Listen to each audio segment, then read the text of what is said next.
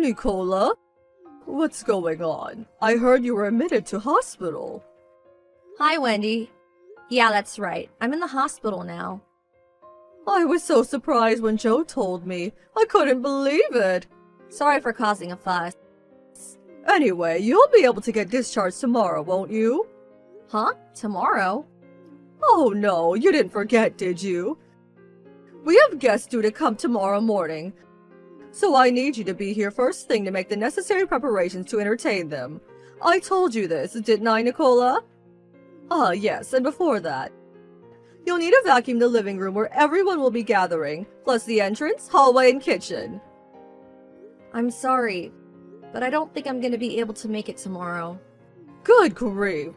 So let me get this straight. Not only did you get admitted to hospital all of a sudden and without telling me, but now you're refusing to carry out your duties as my son's wife? Why did my son have to choose such a sickly woman for a wife? I ask myself that question every day. Sickly? No, I'm not. The reason I'm in the hospital is... Be quiet. If you got admitted to hospital and you're not injured, that must mean you have some kind of disease.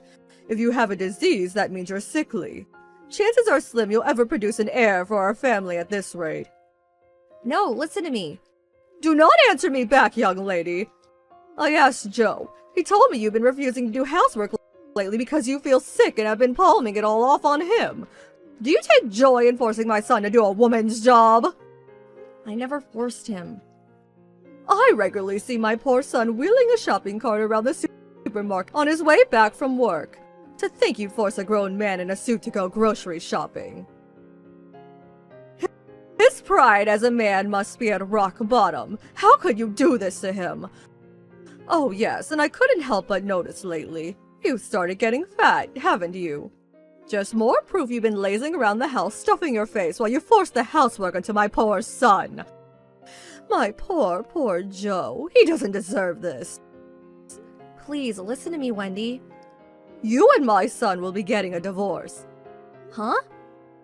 When you get discharged from the hospital, I'll be moving the discussion forward. Your days are numbered. Wow, what the hell? Where did this come from all of a sudden? There's no way a sickly excuse of a woman like you could produce healthy children. There's nothing else for it. I'll have to have him get rid of you and find someone healthier. That boy will have to learn how to choose a good woman. Wow.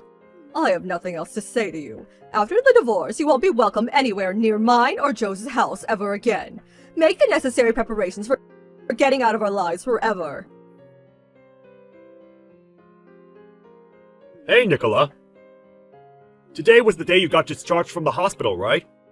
I just came to your room, but you were gone already. I wonder if we missed each other as you were leaving. Joe, I'm sorry. I had my dad come and pick me up. Huh? Your dad? Why? I'm at my folks' place now. Huh? How come? That's the first I've heard of you going to your folks' place when you got discharged. I thought you'd be coming with me. What's going on? Did something happen? Yes. By any chance, was it something involving my mom again? Please, tell me what she did. I'm worried about you, babe. I got a message from your mom on the first day I came to the hospital. She said your family had no need for a wife as sickly as me, and that she was gonna have you divorce me. Huh? Sickly? Surely your hospital stay couldn't be helped. I did try to explain that to her, but it seems she interpreted the fact my belly grew due to the pregnancy as me lazing around the house doing nothing while forcing you to do the housework. She rattled on and on. It was one unreasonable request or malicious insult after the other. She was really bad this time. At first it was because I couldn't get a word in edgeways, but eventually I just gave up trying to explain. I see. Actually, I think this is fine.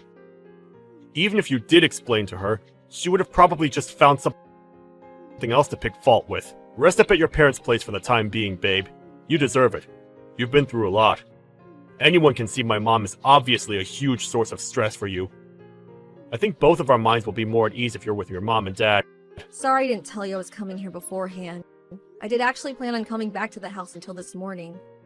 But when my dad suddenly suggested I go back to their place instead, I changed my mind. When I thought about the possibility of your mom figuring out where I was going, because she's so overprotected of you, she goes to great lengths to be aware of every minute detail of your life. I thought it'd be best just to tell you afterwards instead. Ah, that makes sense. You did the right thing, babe. Actually, she's been staying over ever since you got admitted to hospital. My mom, that is. Really? Given how things are right now, I think you two crossing paths would be terrible and should be avoided at all costs. My mom did say she'd take care of all the housework for me until you've recovered from your illness and got out of hospital. But I've been worried this whole time she'd go causing trouble behind my back. And lo and behold, she did.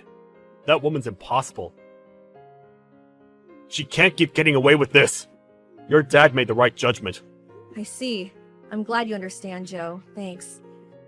Let's not correct my mom's misunderstanding that you got fat for the time being.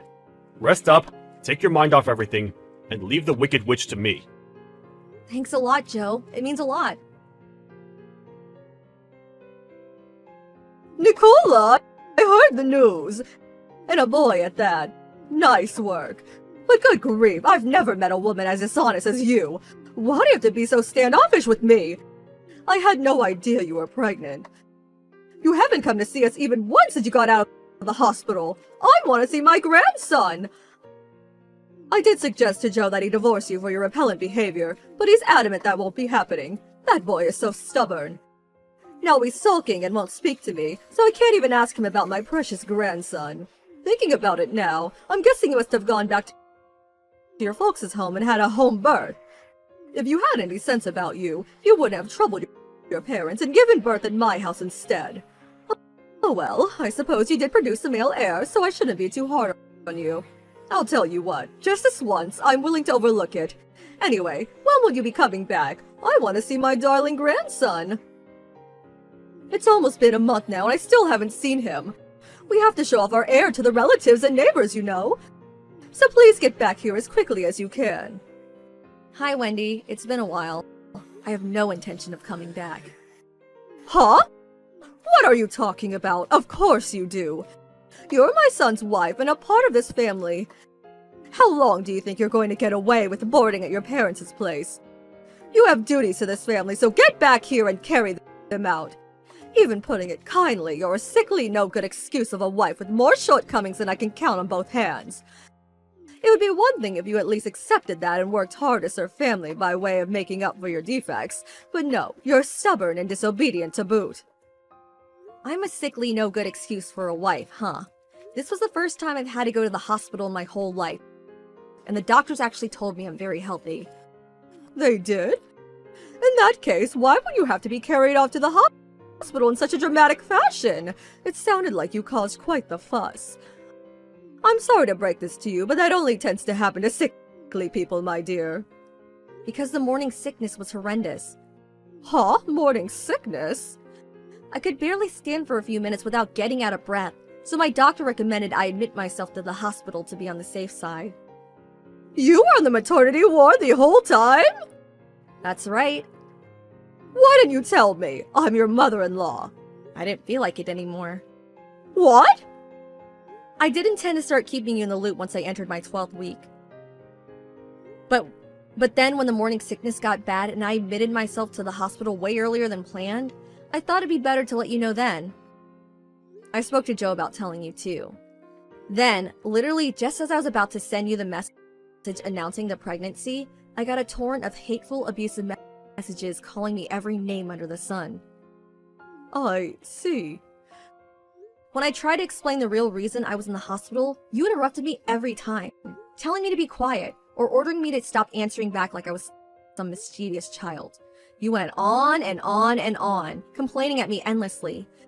You made me feel so small at a time when I already felt bad enough due to my condition.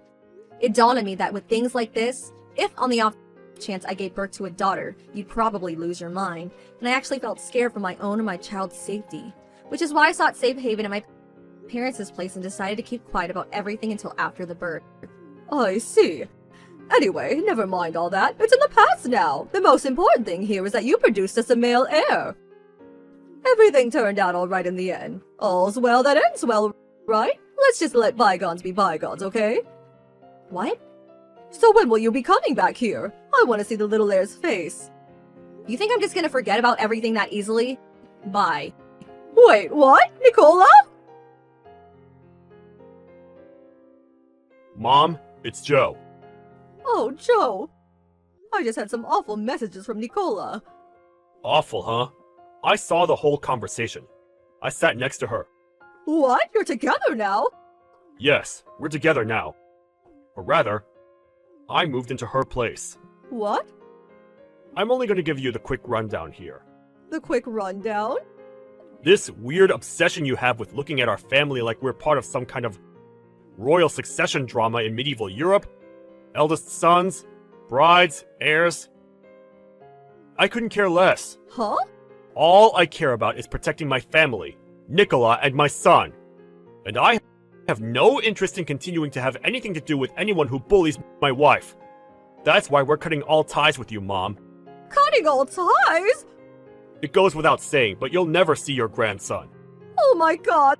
That child's the heir of our dynasty! Just like you were! Do you seriously think you could do this to me? Dad gave us the go-ahead. What's the problem? What? Anyway, Mom, I gotta ask. Heir? Dynasty? What the hell are you talking about? You're the only person I've ever heard using those old-fashioned words outside of movies. Besides, Dad works in an office cubicle looking at numbers on a screen for crying out loud. He's hardly the king of France. But... Nah, no buts. That's it. Never contact us again. Wait, Joe!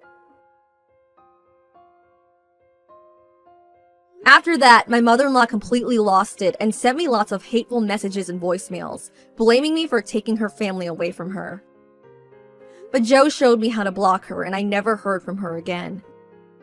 The next day, just to be on the safe side, we both bought new phones and changed her numbers. She did embark on a desperate search for the whereabouts of her estranged son and grandson, but in spectacular irony, she didn't even know where my parents lived because she had such little interest in me. As a result, there's no danger of her tracking us down and showing up out of the blue. And we're living our new family life in peace and harmony. Oh, and by the way, we are still in contact with my father-in-law, who's always been super supportive towards us. He gives us status reports on his wife from time to time. But sadly, he says she still hasn't shown an ounce of remorse, instead blaming everyone except herself for the mess she made. It seems the prospect of her meeting her grandson is still nothing but a distant hope. Last we heard from him, he's seriously considering divorce. Can you blame him?